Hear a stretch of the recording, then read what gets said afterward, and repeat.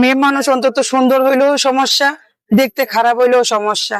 আপনার কেউ আপনাকে বোনের চোখে কখনো দেখবে না, এটা আপনাকে খাতা কলমে লিখে নিতে হবে। 70 বছরের বয়স্ক লোকও আপনাকে আর কি দেখবে যে তার ওয়াইফের মতন, তার গার্লফ্রেন্ডের মতো। কখনো বলবে না যে এটা আমার মেয়ের মতো, বা কখনো বলবে না এ আমার বোনের মতন।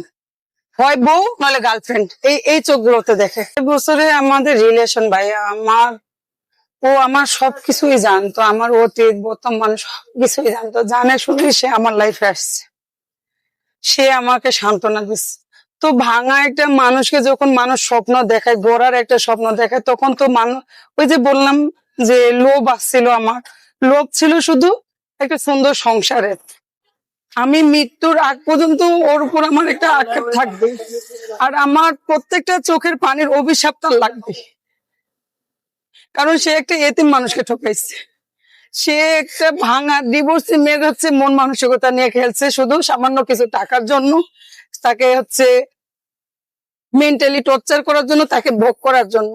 আমার একটা কথা, তোমার যদি টাকার এই লোভ থাকে, তোমার যদি মনে করো যে ভোগ করার এই লোভ থাকে, তাহলে বিয়ের মতো স্বপ্ন দেখাইলা কেন? বিয়ে করে আমাকে রাস্তায় দাঁড় করাইলা কেন? আমি তো রাস্তায় দাঁড় করে কাজ করিনি কখনো। আমার বাবা ছোট রাখতে আমাদেরকে মারা গেছে, তারপর তো কোনোদিন ঢাকা শহর চিনি নাই। ঢাকা শহরে আসে রাস্তায় ওই ফুটপাতে দাঁড়িয়ে কাজ করি নাই। আর এত এত মানুষের নোংরা নোংরা কথাও শুনি নাই, কেউ ছোট করে কখনো কথাও বলে নাই। আমার আমার আমার ছিল যে আমার শ্বশুর থাকবে, শাশুড়ি থাকবে, একটা ভরপুর সংসার হবে, সেই সুখে শান্তিতে আমি সংসার করব। কিন্তু সেটা এই যে 2টা বছর অনেক জায়গায় ঘুরতে গিয়েছেন, নিশ্চয়ই অনেক কথা বলেছেন তার সাথে, তার জন্য কি কষ্ট হয় কিনা? যে আমার, যার কারণে আমাকে 20 হসপিটালে ভর্তি হওয়ার লাগছে, আমি এতটাই বেহায়া, এখন পর্যন্ত আমি তার জন্যই কান্না করি, রাত্রে ঘুমাইতে পারি না। তার জন্য আমি আজকে রাস্তায় দাঁড়া হয়ে আসছি।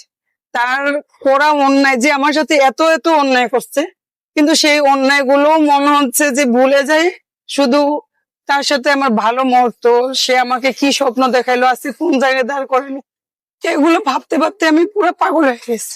এখন আমি নিজে যে কিছু করব, যে আমার এখানে যদি কাস্টমার আসে, রং চা চাই, আমি দুধ চা বানাই দিই, বা কাস্টমার চা চাইছে, আমি এখানে দাঁড়ায় আছি, আমার মনেই নেই যে কাস্টমার আসছে, চা চাইছে।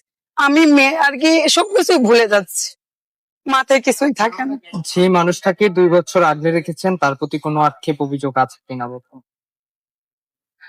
আক্ষেপ বলতে ভাইয়া, অনেকে বলে যে আমি তাকে মাফ করে দিছি, আমি তার প্রতি কোনো আমার আক্ষেপ নাই, কিন্তু আমি না এই মিথ্যা কথাটা বলতে পারবো না। অনেক সময় তো উচ্ছেদ অভিযান আসে, তখন কি করেন? এই দোকানটি কোথায় নিয়ে যান?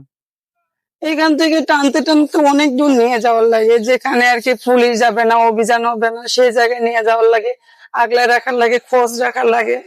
কারণ উনারা তো টাইম দেয় না, আসলে যারটাই সামনে পাই তারটাই তো ভাঙে নিয়ে চলে যায়। লাস্ট একটা প্রশ্ন করতে চাই, আপনি এই মুহূর্তে যেখানে দাঁড়িয়ে আছেন, এখান থেকে আপনার ভালোবাসার মানুষকে কিছু বলার আছে কিনা আপনার?